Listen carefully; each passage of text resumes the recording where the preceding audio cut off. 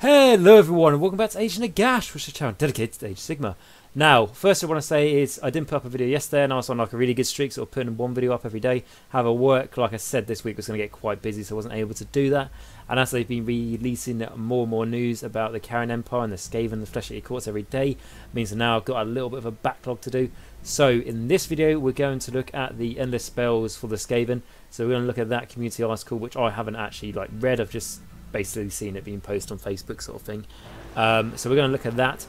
We might go into the Flesh-Eater Court endless spells as well. We'll see how we do for time, as I have just finished work and I am pretty tired. But we're going to see how we get on. And like I say, I'll be reading through this for the first time, so I will still be, it's pretty new for me.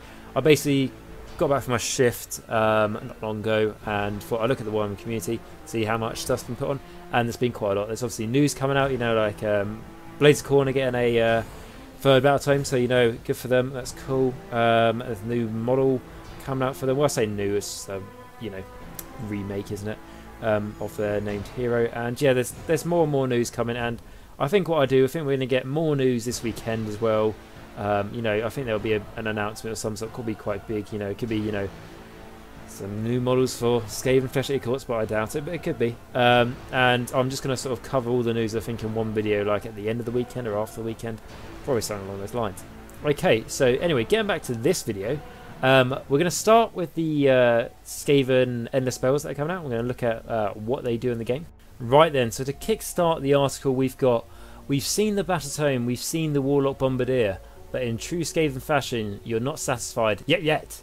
Well, worry not, we've still got new stuff to show you. Okay, so it says today, rather than just tease giving away 3 new endless spells, war scrolls in full, alongside the war scroll for the GNAWHOLEs. Read on to learn more. Okay, so firstly we're going to look at the Vermintide. So this is the endless spell, which I'm guessing is the one with loads of rats running around on stones. Guaranteed that's the Vermintide. So the Vermintide is a particularly nasty endless spell. Thanks to its huge base size, it's great for blocking enemy units, while your Skaven will be able to move over it with impunity. So going into the war scroll, it says, obviously I have these pictures up on the video. I try and sync them into when I'm talking about them best I can. So going into the Vermintide, it has descriptions. So Vermintide is a single model. It's a predatory spell. The Vermintide is a predatory spell. It can move up to 7 inches. Magic, so summon a Vermintide. A Skaven spellcaster can summon 4 of a Seven mass of arcane rodents and vermin, and that consumes everything in its path. So summon Vermintide is casting value of 7. Only Skaven-Tide wizards can attempt to cast this spell. If successfully cast, set up a Vermintide model wholly within 13 inches of the caster. I like that, 13 inches. I'm glad we're seeing that. Keeping the theme. Ability, so Ravaging Horde. So after this model has moved, the player that moved it can pick 1 unit within 3 inches of this model and roll 13 dice. For each 6, that unit suffers 1 mortal wound. In addition, roll 13 dice for each unit that finishes a normal move or charge move within 3 inches of this model. For each 6, that unit suffers 1 mortal wound. Then on to the next ability, we've got Ferocious Hunger. So when this model is set up, the player who set up can immediately make a move with it. And then it says Ratkin. So Skaven-Tide units are not affected by the Ravaging Horde ability. In addition, Skaven-Tide models can move across this model in the same manner as a model that can fly. Okay, so this spell, obviously first I'm looking at it. It's alright. I mean, you'll be doing 2 mortal wounds to the enemy on average with this. Nice thing is that Skaven-Tide, so presumably most of your Skaven, if not all your Skaven in your army, will be immune to this spell, so the enemy can't then turn it against you. So you don't have that awkward thing where you get, oh, I've won the priority, but if I go first, that means that the enemy gets to move the predatory spells and do damage to me. It's not going to happen with this if you're just running Skaven-Tide units and models. Something I will say though is you only roll 13 dice. Sounds like a lot, but you need 60, so on average that's what, just beyond 2 mortal wounds you're going to be doing to the enemy. I know there's 13, so it's, I can't work out the average, but it's going to be, should be on average like at least 2 mortal wounds you're going to do to the enemy. Well, isn't bad, but would like more chance, especially if it's a big unit. If it's like a 5 wound hero that's made the you're doing this spell against, and you're rolling 13 dice to them, get a few 6s, you can really start hurting them, especially if they can't heal. And then what I'd say the main thing about this is It's in addition, it says roll 13 dice for each unit that finishes a normal move or charge move within 3 inches of this model. For each roll of a 6, and that unit suffers 1 mortal wound. Okay, so why I like this is it just makes the enemy think twice about moving certain directions of the board or charging you in certain areas, especially if you use this basis deterrent to stop them charging you. I mean, if the enemy's got a really, hell hammer of a unit and it wants to crack you open, they're not going to give 2 shits about this spell. However, if it's not as straightforward as that, it might make them think. And if they have to make decisions, this is what I find with your opponent, the more decisions you have to make them, think about and consider, the more likely they're going to make mistakes. Like if you give them, it's almost like problem solving, isn't it? If you give them, problems throughout the whole game continuously, they've got to try and think, oh, how can I get around this answer? Sometimes they're not going to be able to have an answer for it. And then if the enemy can't answer the problem that you're giving them, then they're essentially screwed and you're just going to have to take full advantage of the mistake they make. I'm not saying that's going to be huge with this, but it's a way for you to control the enemy's movements a little bit, I suppose. Hopefully this spell won't cost too much. But I, obviously for a lore reason, I love this spell. You can make rat swarms out of this and everything. It's really, really cool. And even just buying it for base and just having all the rats, if you haven't already got enough of them, I mean, I think I've got like 80 giant rats or something, but like to put on bases and all that sort of thing. It's pretty cool. I do like it. I just hope it's not like really point cost. Would be quite nice. If it is, not too expensive, it'd be pretty cool to run. And it does have a big base size. It's just not crazy, but the nice thing about it is that your Skaven units aren't effective, which is weird because Skaven army is all about risk and reward. Like you pay the maximum risk out of probably like all the other armies out there, but you could get the highest rewards for it.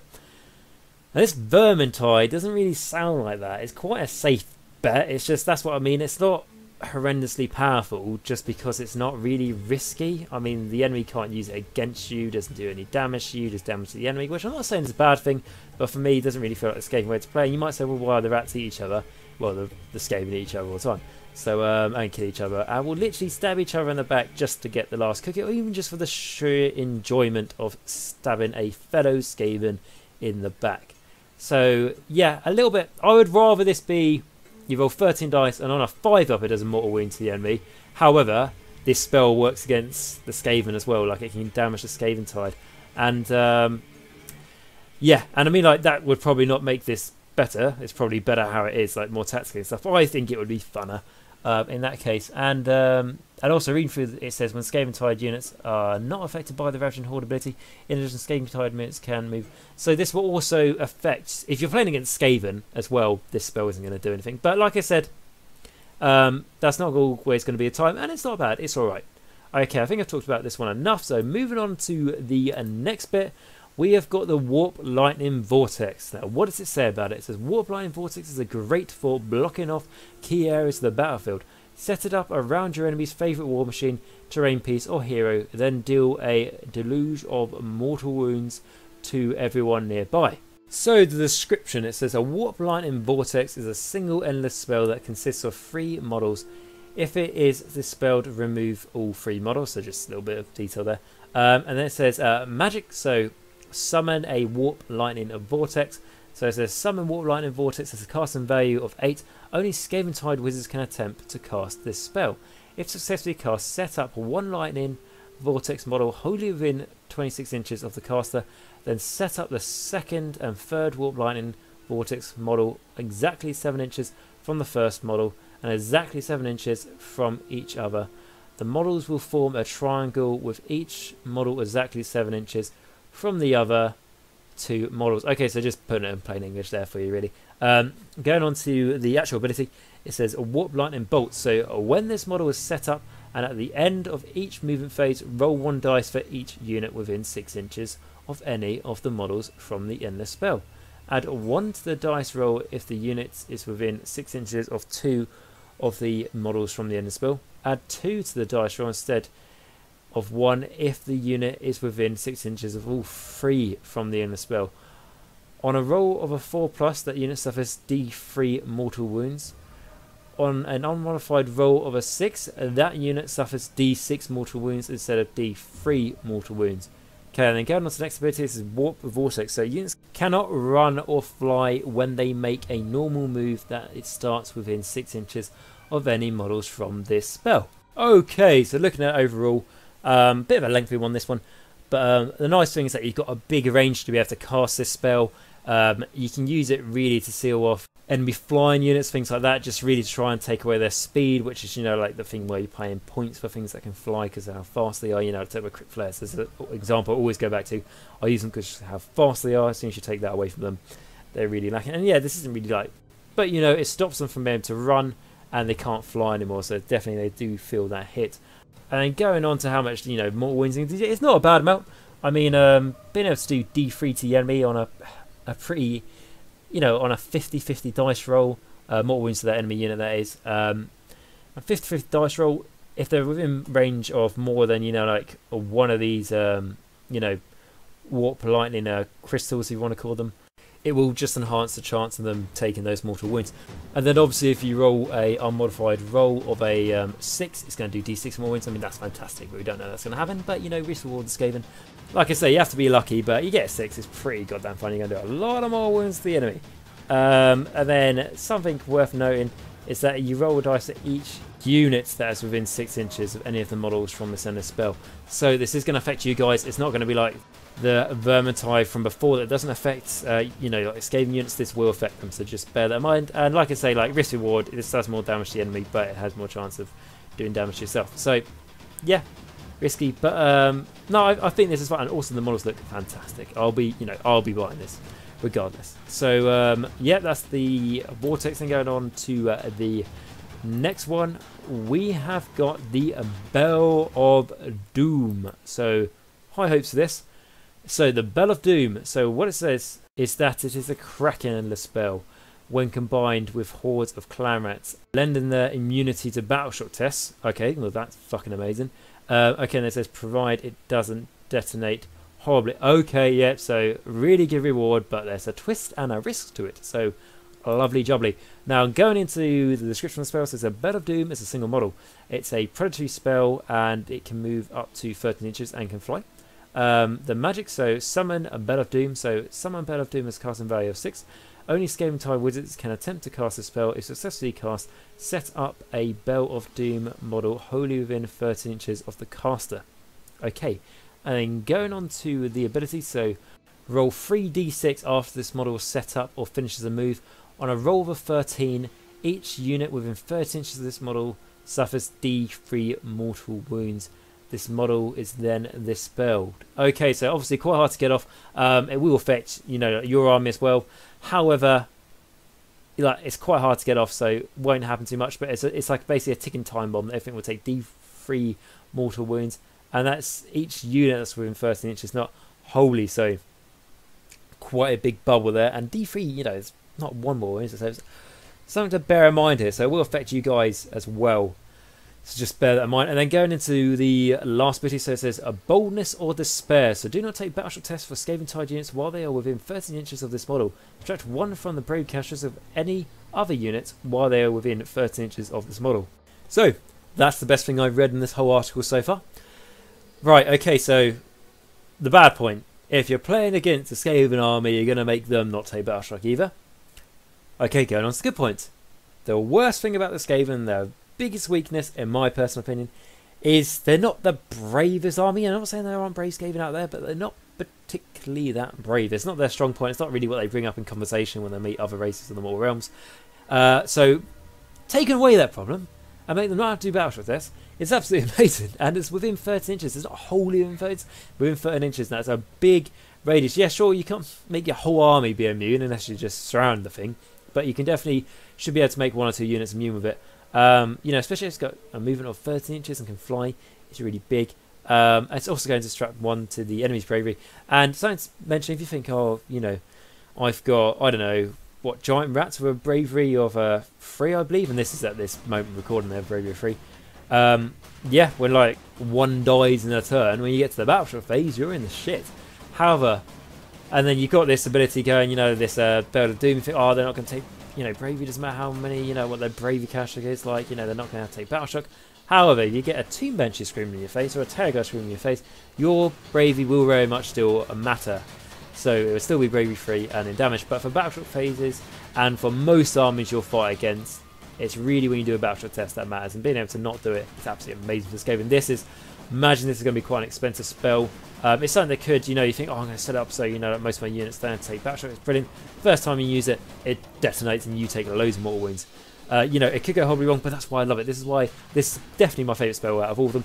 It's the most fluffy for me. It's got the most sort of lore in it. It's the risk and reward that I really love, and I'll for sure be adding one of these into my Skaven army for sure. I mean, this out of all the spells for me definitely seems like the most use.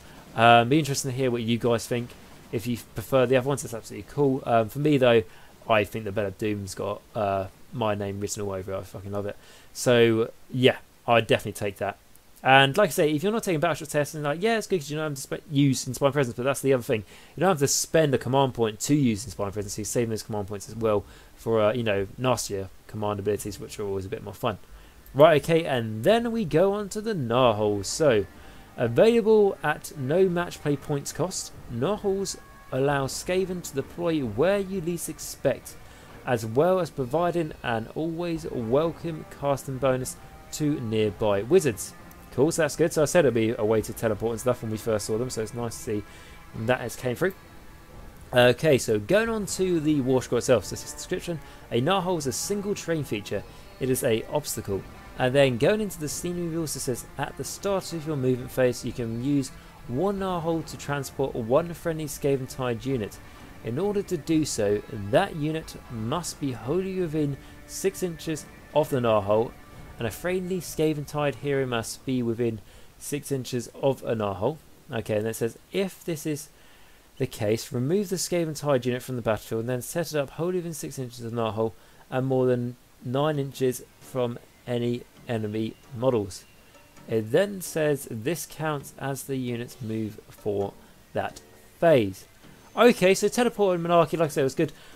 It's a little bit restricted how you have to have a hero nearby, and how I've played my Skaven so far, they do tend to be near heroes just in case you need to inspire presence and so on. But yeah, you can get a cheap hero, certainly. You can just get a 40-point hero or 60-point, or however the cheapest point hero is in Skaven.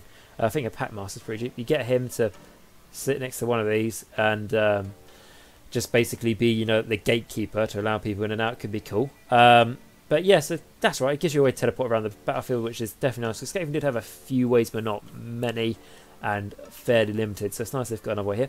And then going on to the next ability, it says Awe of the Horned Rat. So Skaven-Tide units treat this feature as having the arcane scenery rule, and then it says see to the right, so we're going to look at that in a moment. Other units treat this terrain feature as having a deadly scenery rule, and then it also says we'll look at that in a minute. So in addition, you can add one to the dice that determines if a prayer is answered. If the player is chanted by a friendly Skaven-Tide priest within 1 inch of the GNAWHOLE. So this is going to make your, like your plague priest basically add one to the dice roll, which is really quite big, and it's a really easy thing to do. There's nothing really to it. You're just going to get added one. Makes it harder for your plagues not to go off. And the other thing about it is that I think, are the Skaven Great Plagues, are they from the Pestilence? Isn't it when you roll a 6 when you cast a normal plague, you can then release one of the Great Plagues?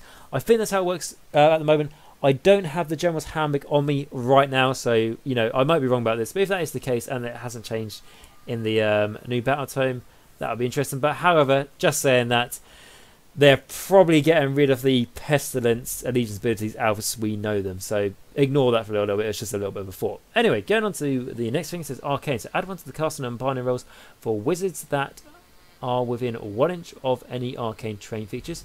So, like I said, it says add one to those wizards who are ranged. However, it's only Skaven-Tide wizards, because that's only going to Skaven-Tide are the only ones who are going to get the arcane ability off of this. If you're not Skaven-Tide, so if you're not Skaven, you're going to get the deadly. So roll a dice for each unit that finishes a normal move or charge move within 1 inch of any deadly terrain features. On a 1, that unit suffers D3 mortal wounds. Good, these things look pretty big. It's going to be a way for your enemy to take mortal wounds, especially if you're hiding characters and they sort of, charge, they have to charge around it or something, just go clip in it. Then yeah, they might live to regret that. So yeah, they're pretty cool. I would have liked their teleporting ability to be easier. I would have preferred if your hero doesn't have to be in range, because you're only allowing one unit to go through it anyway, and it has to be wholly within 6 inches. And then when it pops out the other side, it can't be within 9 inches of the enemy, so the enemy could just surround the Gnawholes and really limit to that. But, you know, you can say that about a lot of the telephone. You can say that about the grave sites from the Nagash and so on. You can just have these in the back and just let your guys, you know, get +1 to your prayers and stuff. And you're not paying any points for this, so you take it anyway. You know, like there's no reason why you wouldn't. It's like, you know, the Sylvaneth Wildwood or the Shipwreck for the Deepkin. You know, there's like no reason why you would take it unless for logistic reasons. So yeah, that's good. You know, it's free. It's another bonus. It just gives you more synergy for your Skaven. And like I say, the enemy could just surround the Gnawholes and stop you from being able to, you know, like go through them and all that. However, when it gets to late game, when movement really matters from turn 4 upwards, the enemy's not going to have too many units and models knocking around to be able to afford to just leave them around this scenery piece. So yeah, definitely good, and be interested to see how many you get when you can, you know, I'll probably say with Legion's ability, you can set one up, you know, like at the start of the game before the first battle run begins. It'll be interesting to see how many you can get set up. Will be how many you get in the box, so, you know, definitely more than one, which is nice. Okay, and then it says the last bit, say you'll be able to pre-order these endless spells very soon. In the meantime, stay tuned for tomorrow's preview, where we'll be taking a look at the Flesh-Eater Court's endless spells. And guys, I think I'm going to leave it there for this video, just because it's already gone on for over 20 minutes now, due to me rambling on as always. However, I will be doing a Flesh-Eater Court one. I'll probably be doing that tomorrow. I know I'm a little bit behind now on the previews and stuff, but like I said, I've basically just been working flat out today and yesterday. Didn't really get any sleep. Didn't actually really leave the office, to be honest. Sort of. Well, I did leave. I got back, had about 2 hours kip, and then went back to work, which obviously isn't the hardest thing. There's people who don't even get to sleep between shifts, which is, you know, horrendous. But I was just too tired to do the video basically, and didn't have the time. But I've done it now. Hopefully you guys have enjoyed it. If you have, please like, subscribe, and comment down below. Sorry, I don't mean to sound miserable and stuff. I'm just generally quite tired. But I'm very much looking forward to get back into it tomorrow with the full swing. Hopefully I'll be able to, like I said, I'll get that video up for the end of spells for the Flesh-Eater Courts tomorrow, for sure. Get that nice and done. And on Sunday I'll also do another video, which it might be about just like a general news of what we're getting from that weekend. We'll have to wait and see what comes up, or just a natural video about the Karen Empire. And I very much look forward to pre-ordering my own Karen Empire tomorrow, and the battle tomes and all the endless spells and dice and war scroll cards, and basically becoming bankrupt yet again. You know, why GW? Why do you do this to me? So yes, that is going to be tomorrow. So yes, like I say, if you enjoy this video, please like, subscribe, and comment down below, as that really does help me. I've noticed you guys have been doing it a lot lately, especially over the last month, which honestly I really appreciate. I absolutely love going on a video and just seeing people like it. I mean, like even some of the videos that don't have as many views as the others, that say, it's awesome when I go on there and there's like loads of likes. It really does mean the world to me, and I can't thank you guys enough. So again, I'm going to thank you again. Anyway, so yeah, enough talking about that. Now, tell me guys what you're going to order tomorrow, because I really want to hear about it. If you're just going to order a battle tome, and you know, like, you know, you might not even have the armor, but you just want to start and you get really excited about it, absolutely fantastic. If you're going to go the full hog, let me know down below, and basically let me know that you're going to bankrupt yourself as well as I am, so I don't feel too bad. Especially if I get to the store tomorrow and there's like limited, like collector's editions for the battle tome, like, oh, it's going to be double the money, but they're like two of my favourite armies. So like Flesh-Eater Courts is my favourite, and Skaven's like naturally one of my favourite ones anyway. So it's like, oh, I've been waiting so long for this. Do I do the collector's edition? We'll have to wait and see, because it's double the price. So it's like £100 for 2 battle tomes. It's a lot of money, but we'll have to wait on seeing that, and then I'll let you guys know how guilty I am basically after I've made my pre-order. So yeah, let me know what you're pre-ordering, guys. Even just pre-ordering dice, awesome to hear. And yeah, so I hope you've enjoyed this video. And remember guys, until next time, Nagash is all, and all is one in Nagash. Yes, yes.